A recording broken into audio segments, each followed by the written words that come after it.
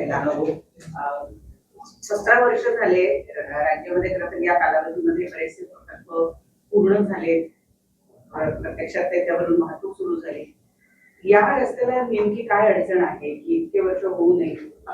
इथे स्थानिक जे आमदार बिमदार सगळे लोक जी मंडळी आहेत, राजकीय हस्तक्षेपामुळे या सगळ्या गोष्टी होत नाहीये. मागे मी एकदा नितीन गडकरींना मी फोन केला होता या बाबतीत. मी त्याला विचारलं होतं, मी एकदा बोललो पण होतो, आणि गडकरींनी मला याचं उत्तर दिलं होतं की कॉन्ट्रॅक्टर कंटाळून निघून गेले. आता नितीन गडकरी जे या रस्ते आणि या सगळ्या गोष्टींचे केंद्रीय मंत्री आहेत, ते जर समजा कोकणातल्या कंत्राटदारांबद्दल कंटाळून निघून गेले असं जर म्हणत असतील तर ते कंटाळले कोणामुळे, कशामुळे कंटाळले?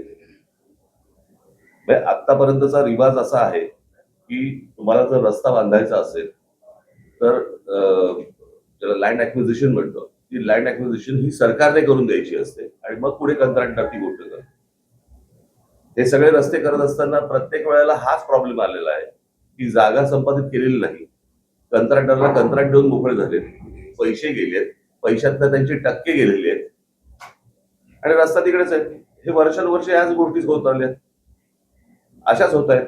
आता नवीन बांधलेल्या रस्त्यावर मी आलोय, काय अवस्था आहे नवीन बांधलेल्या रस्त्याची? मला आता हे काहीतरी त्या इथे घेऊन जात आहेत कुठल्या बायपास.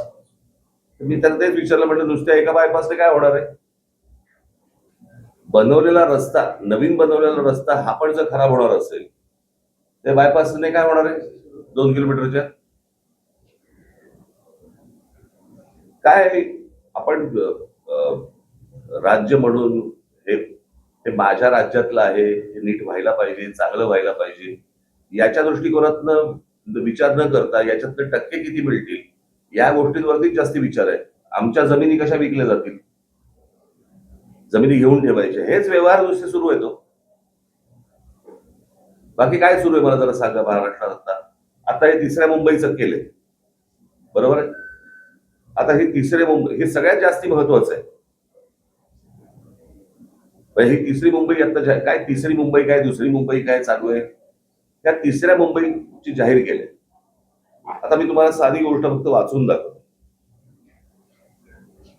त्या तिसऱ्या मुंबईमध्ये काय गोष्टी येणार आहेत तर इथे educational city, medical city, sports city, data centre,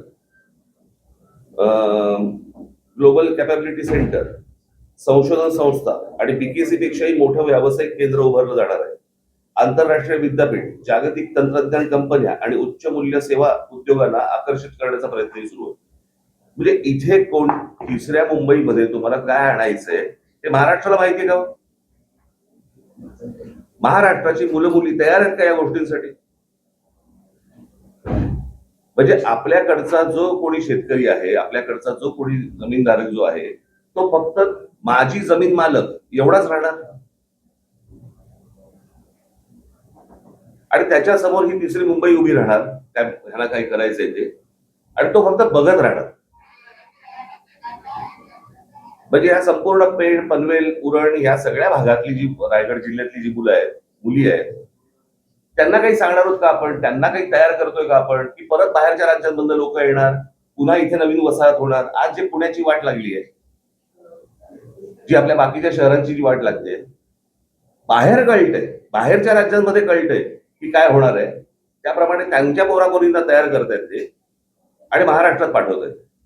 आणि आमच्या महाराष्ट्रातल्या मुला मुलींना काही माहित नाही की इथे काय होणार आहे, काय घडणार आहे. त्यांना कोणतीही गोष्ट सांगितली जात नाहीये की बाबा तुम्ही कुठच्या गोष्टींच्या तयारीला लागा, आपल्याकडे काय गोष्टी येणार आहेत, काही माहिती नाहीये. शहरं उभी करायची, रस्त्यांची वाट लावून टाकायची, त्याच्यामध्ये जमिनी विकायच्या आणि जमिनी विकणे एवढा एकमेव धंदा महाराष्ट्रात सुरू आहे. कोकणात तर सर्वात जास्ती. कधी कधी